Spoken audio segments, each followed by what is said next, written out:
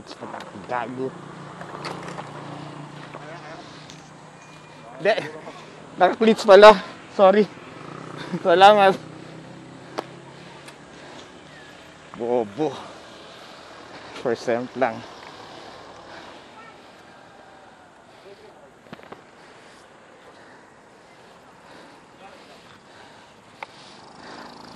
% lang.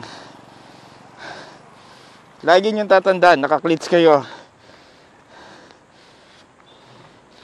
Okay.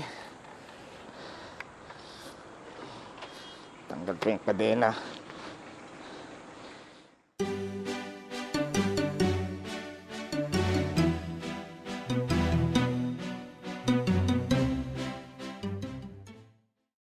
Hey mga chong! Isang maulan na gabi sa inyong lahat. And welcome naman po sa isang episode ng Chong Show Product Review. Kung kayo po'y bago or baguhan sa channel ko, please do not forget to click on the subscribe button and ring on the notification bell para po maging updated po tayo sa mga bagong videos na ating ilalabas. And also, kung nagustuhan po ninyo ang video na to or kung magugustuhan po ninyo ang video na to, please do not forget to click on the like button. Okay? So for tonight, ang i-review po natin ay ang road bike shoes and road bike pedals or ang tinatawag nilang SPD SL pedals. Some call it cleats, some call it clipless. Yun po yung mga terminology na ginagamit. But for me, yeah, cleats din po ang tawag ko dito or clipless or the SPD SL pedal and the SPD SL shoe. So both of the product came from Shimano. So before we begin pala na sa ating review, some of you might have watched yung mga ibang mountain bike or nag-road bike that they prefer na to have only yung mountain bike shoes on their road bike and mountain bike or yung SPD na tinatawag nila on their road bike and mountain bike. And if you'll ask ano ang pagkakaiba ng SPD SL at saka SPD, we'll discuss it later. Okay? So, but for now, we'll focus more on the product that I purchased. So, yan. So, let's begin first with the pedals or the SPD SL pedals from Shimano. So, yung pong SPD SL pedals or the clipless shoes na tinatawag nila, ito po yun, is different from the pedals ng mga mountain bike. So, this one, iba po yung design niya from those with the mountain bike, kagaya po na nasabi ko. Wala po akong masyadong masasabi sa inyo about the pedals dahil this is my first time to use. Based on what I've seen sa mga ibang naka-clipless or naka-SPD SL, they discuss or ang sinasabi nila yun daw pag pedal mo sa bike is more efficient dahil wala raw na sasayang na energy or yung transfer of energy from your foot or from your legs to the crank of the bike. Yun lang yung alam ko. Since kagaya po na nasabi ko, this is my first time to use clips or clipless pedals. Yun po. So, aside from the pedals pala, that is in the box, meron din po yung kasama din po yung kinakabit sa baba niya, which is ito po yung cleats kung tawagin na, kung hindi ako nagkakamali. Correct me if I'm wrong. Because kagaya po ng sabi ko, humingi ako ng pamanhin, this is my first time to use clipless pedals or cleats. Okay? Yan po. Ito po yung kinakabit sa ilalim ng ating sapatos, which eventually will attach sa ating pedals or SPDSL pedals. Now we go to the shoes. By the way, before we proceed, yung pong model pala ng ating pedal is R540 or the PD540. At ang kasama niya po na yung sa cleats niya is yung model na SMSH11. The yellow one. Yellow one po yun. I think this is the narrow. Yun po. Hindi ko lang po alam kung ano pong pagkakaiba nila with the SMSH10 and the SMSH12. Ang pagkakaalam ko is yung pong tension, parang ganun po. Okay. Now we go to the shoe. By the way, the shoes or the road bike shoe is modeled RP1. Makikita nyo po sa box is for dual po siya kung di ako nagkakamali. Pwede siyang pang SPD SL at pwede rin po siyang pang SPD. Tingnan po natin. Yan. This is the road bike shoes na nabili po natin. It's the Shimano RP1. Ano po? And this is a SPDSL or SPDSL shoes. Makikita nyo po sa ilalim ng swelas niya kung ano po yung tinutukoy ko. Because the SPDSL, open lang po natin to ha. Yung pong SPDSL, meron po siyang tatlong screw holes. Yan po. While the SPD have only 2 holes. Ito lang po. Itong nasa gitna lang po. Yan po. The SPDSL, ito pong tatlo. And the SPD, mas maliit po yung cleats niya. Halos kalahat. Wala pa sa kalahati nito. Yan po. And some say, or most, yung mga batikan na or mga veterano na, the SPD cleats or yung SPD attachment is made from metal. Not unlike the one for the SPDSL, parang plastic lang siya. Ito po. Yan. So when you will attach or when you will attach the SPDSL attachment, meron po siyang adjustment na tinatawag na ginagawa nila depending on the orientation or kung saan po kayo sanay.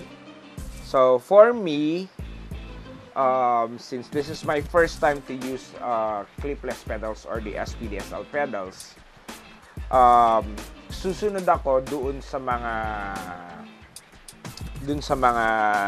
matatagal nang gumagamit, where ang sabi nila is pagkakabit nyo raw to, itong clips dapat daw medyo labas yung nandito sa right part, or medyo yung pong shoes is away from the crank itself or the crank arm para hindi tumatama. So yun po yung gagawin natin. So yan ang pagkabit pala. So I'll show you how to attach the the clips or the cleats. So ito po, lapat lang po natin dito. Then we'll have yung pong parang pinaka-spacer niya. Yan. Ito po yun. Which goes between the screw and the cleats itself. Yan. Then ito po yung screw niya. It's an Allen bolt type. So shoot lang po natin.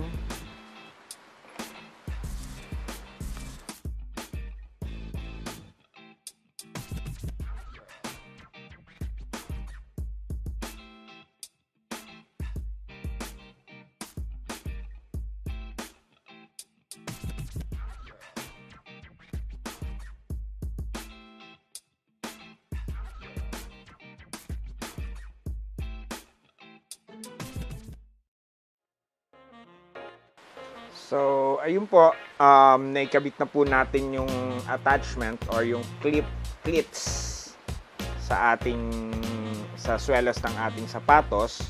Now, we'll go on to some minor details on the shoes first. So, kagaya po na nasabi ko, this is the RP1, Shimano RP1 road bike shoes, size 44 po to. So, ang size kasi ng paa ko is 9.5 and or 10. So I choose the size 44. May konting allowance lang siya dito sa harap. So the shoes, ang kanyang locking mechanism or locking system is Velcro. Yan po. Not unlike yung mga more higher models na BOA or yung parang iniikot na disc or knob, and then there's a string na kusang sisikip habang iniikot nyo po. But for me, I choose itong RP1 dahil for me, mas mabilis po siyang tanggalin. Yun. And meron po siyang air vents dito sa harap. Mesh po siya. And also at the bottom part, makikita nyo po parang yung pong sa Adidas na Climacool na shoes. Yun po. And then the sole is resin. Tama po ba? I'm not sure what's the material na ginamit dito, pero parang hard plastic po siya na may konting rubber. Ito po yung rubber part niya. Itong nandito sa heel and yun nandun sa unahan po. And then the rest, it's plastic na. Yan. And then the material that they use for the shoes, it's like a leather na may konting mesh or yun, yung mesh and fabric. Yung pong loob niya, fabric po siya. Po. And then it have holes para po sa vents din ng ating sapatos. Yan. So that's it for the shoes. Shimano RP1. My first ever road bike shoes. Yan po. And for the pedals naman, so I believe this is more lighter than yung stock pedals ng aking road bike. Yan. So you have the left and the right section of the pedal. May nakasulat naman kung left and right. May naka-indicate naman po. Yan.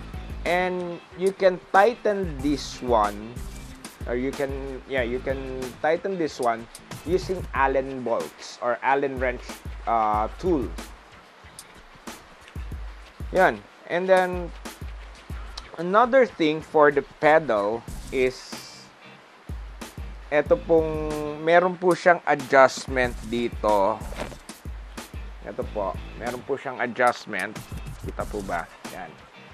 Para po dun sa tension nung pagsikip ng ating cleats. So, let's try malaki. Try this one. Maliit.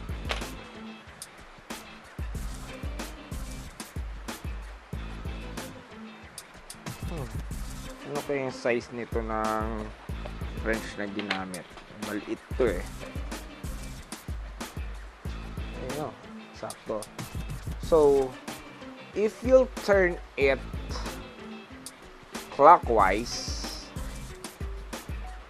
yan po yung sisikip yung tension niya.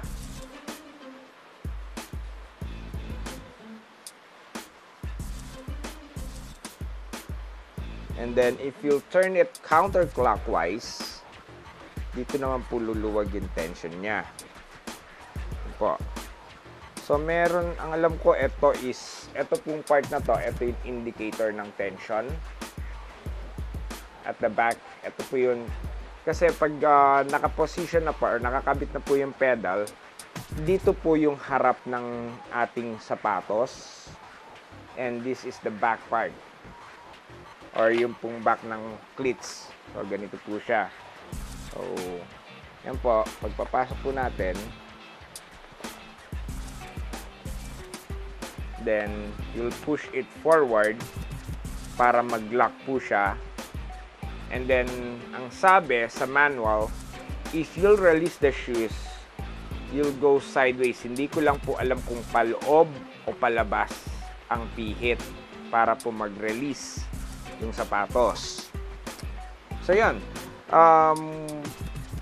Still, I cannot say hindi ko po madidiscuss sa inyo ng gaano itong product na to or itong pedal and the shoes because kagaya po na sabi ko, this is my first time to use clipless or cleats for my road bike.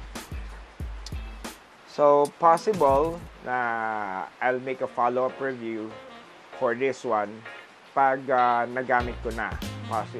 Sana on Saturday wag nang umulan so that I can test this one or test the product. Ayan. So, kakabit ko lang po itong pedal sa aking road bike. That's it. Okay?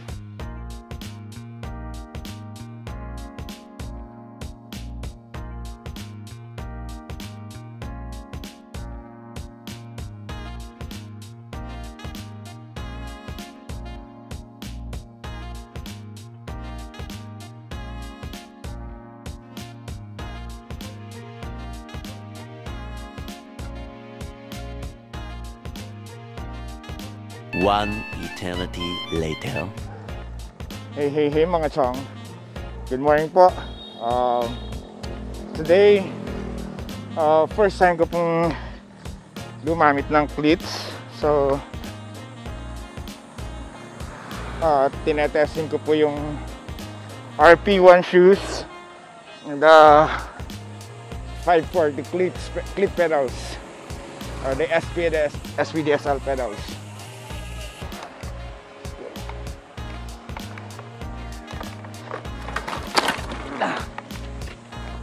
Cleats pa gago. Naka-cleats pala. Sorry. Salamat. Bobo. First time lang.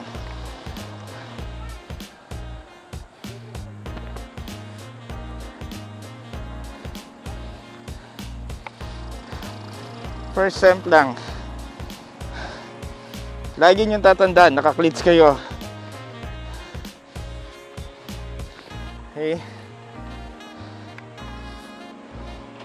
Tanggal ko yung kadena.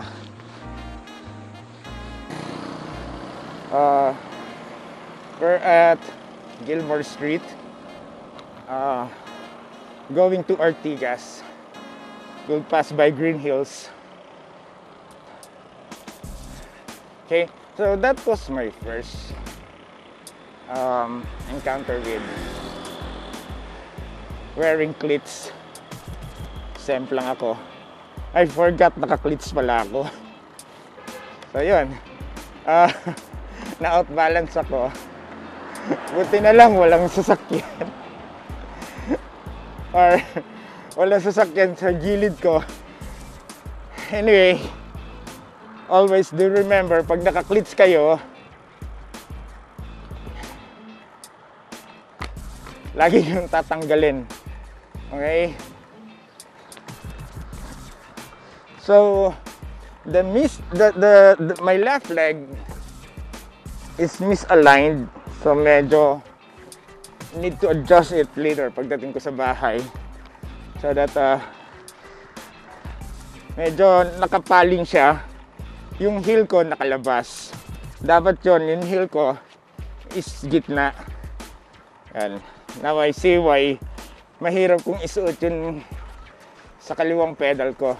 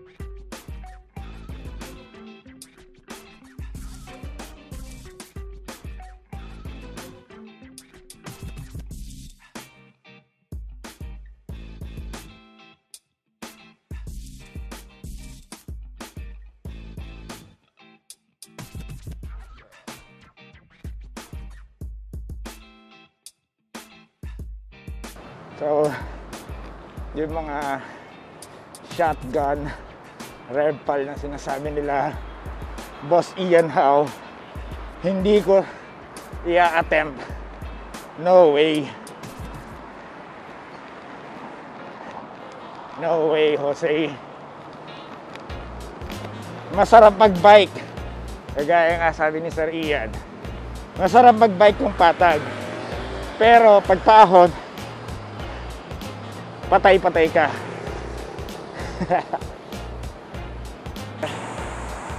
Or before we reach yung second stoplight, this is the first. Yung second stoplight, kakaliwa na po tayo, papasok po ng Green Meadows.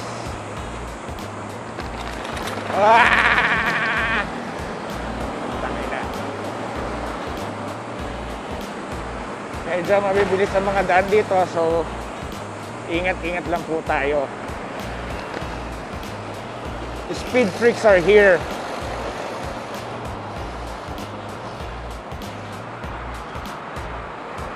Ito po yung second stoplight.